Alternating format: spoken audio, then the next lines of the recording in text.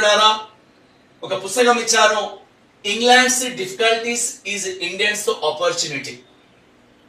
చూడండి, ఈ బుక్ రాసింది ఎవరు అంటున్నారు, ఇది నినాదం ఎవరు అంటున్నారు మిత్రులారా? First of all, England difficulties is Indians opportunity అంటే బ్రిటిష్ వాళ్ళు ఆపదలో ఉన్నప్పుడు ఆ సమస్య వాళ్ళ సమస్య మనకు ఒక మంచి అవకాశం అన్న సంగతిని, ఈ విషయాన్ని భారతీయులకు గుర్తు చేసినటువంటి మహానీయురాలు ఎవరు సార్ అంటే అనీ బెసెంట్ అన్న సంగతిని చెప్పండి మిత్రులారా.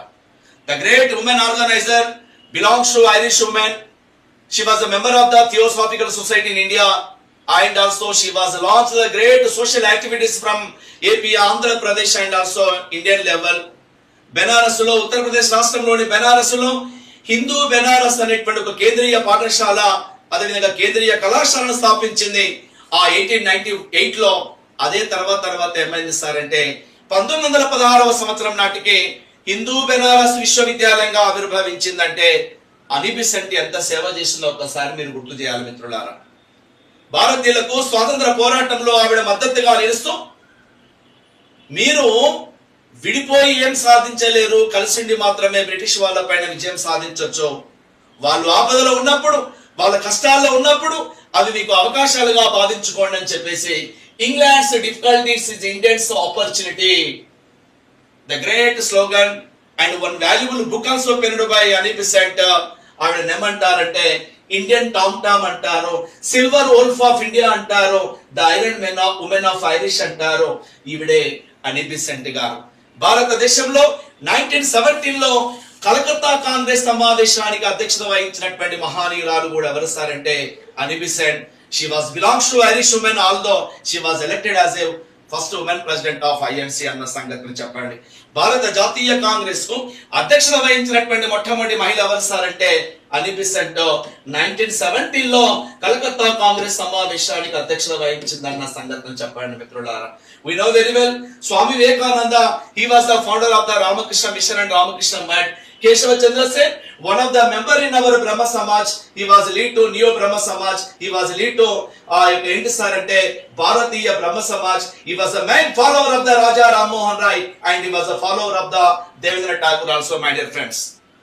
కేశవ చంద్రసేన్ మరణం పైన మార్క్స్ ముల్లర్ అనేటువంటి వాడు మాట్లాడాడు, భారత సింహం మూగబోయింది అనేటువంటి, భారతదేశం ఒక గొప్ప పుత్రుడిని కోల్పోయిందని చెప్పేసి India lost the precious son, it was stated by Max Muller, my dear students. ఆ మాట అంటాడు మార్క్స్ ముల్లర్ అనేటువంటి జర్మన్ దేశస్థుడు కేశవ చంద్రసేన్ గురించి. ఇక రామకృష్ణ పరమహంస అయితే మీకు అందరికీ తెలిసిందే మిత్రులారా. ఇక్కడ ఆన్సర్ మాత్రం ఎవరు సార్ అంటే అనీ బెసెంట్ అన్న సంగతిని మాత్రం మీరు అక్షరాలా గుర్తించే ప్రయత్నం చేయండి సార్. ఆవిడ మీద మనము మన క్లాసెస్ లో మనం మాట్లాడుకునేటువంటి ఎవ్రీడే మన ఉమేష్ చంద్ర క్లాసెస్ లో అద్భుతమైనటువంటి మెసేజ్ మనం చెప్పొచ్చు ఆవిడ పైన. దివ్యజ్ఞాన సమాజాన్ని మద్రాసులోని అడారు నడిపించింది ఆవిడ. అదేవిధంగా బెనారస్ లో హిందూ పాఠశాల కళాశాలను స్థాపించింది ఆవిడ. చిత్తూరు జిల్లా మదనపల్లిలో బీటీ కాలేజీని స్థాపించింది బిడ్డ, బీసెంట్ థియోసాఫికల్ కాలేజ్. ఆ బీసెంట్ థియోసాఫికల్ కాలేజ్ కు మొట్టమొదటి ప్రిన్సిపాల్ ఎవరు సార్ అంటే హెచ్జే కజిన్స్ అనేటువంటి వాళ్ళన్న సంగతిని చెప్పండి. బాయ్స్ అండ్ స్కౌట్స్ అనేటువంటి ఆర్గనైజేషన్ ఏర్పాటు చేసి లండన్ నుంచి లేడీ బార్డెన్ వాళ్ళ నుంచి సిల్వర్ వోల్ఫ్ అనేటువంటి అవార్డు పొందినటువంటి మహిళామణి అనీ బెసెంట్ అనేటువంటి ఆవిడ.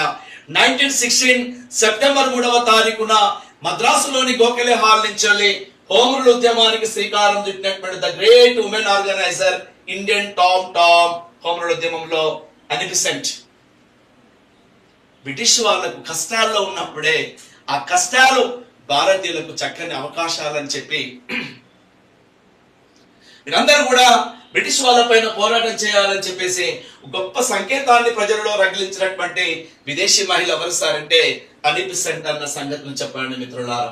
చూడండి, ఇక్కడ ఒక మంచి ఆర్గనైజేషన్ వచ్చింది.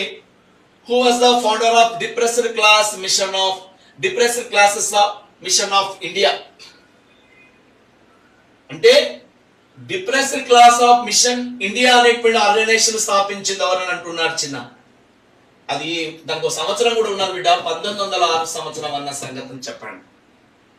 అందులో ఆర్జీ భండార్కర, బాలకృష్ణ చాపేకర, ఎస్జి చంద్రన, విఠల్ రామ్జీ షిండే అనేటువంటి వాడ ఈ ఆప్షన్స్ మాత్రం ఒకసారి గుర్తుంచుకోండి సార్.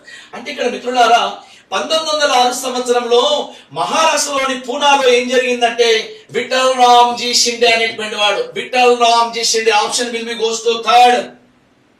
1906 సంవత్సరంలో విఠల్ రామ్జీ షిండే అనేటువంటి వాడు స్థాపించినటువంటి ఈ డిప్రెస్డ్ క్లాస్ మిషన్ అనేటువంటి సంస్థ నిమ్న వర్గాలకు సంబంధించినటువంటి అభివృద్ధికి సంబంధించిన సంస్థ బిడ్డ.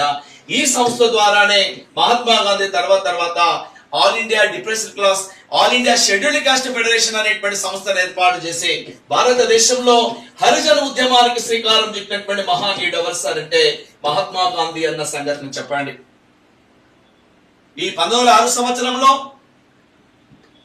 పూనా సార్వజనిక సభ నుంచి ఎస్హెచ్ చిప్లంకర్, జీవి జోషి, ఎంజి రనడే వాళ్ళందరి యొక్క సాచర్యంతో 1906 లో విఠల్ రామ్జీ షిండే అనేటువంటి వాడు స్థాపించిందే depressed class mission of India అనేటువంటి సంస్థను ఏర్పాటు చేశాడు మిత్రులారా.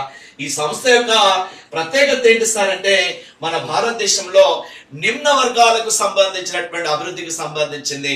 దాన్ని చూసే మహాత్మా గాంధీ భారతదేశంలో 1933 సంవత్సరం నవంబర్ 7వ తారీఖు నుంచి మొదలు పెడితే 1934 సంవత్సరం జూలై 24వ తారీఖు మధ్య కాలంలో హరిజన ఉద్యమానికి శ్రీకారం చుట్టినటువంటి the great Indian stalwart mister Mahatma Gandhi also impacted due to the organisation of depressed class mission of India అనేటువంటి సంస్థ అన్న సంగతిని చెప్పండి. నిమ్న వర్గాల అభివృద్ధికి సంబంధించింది మిత్రులారా. ఇది కూడా మనకు చాలా పట్ల ఎస్ఐపిసిలో చాలా పట్ల ఈ క్వశ్చన్ అడిగింది మిత్రులారా.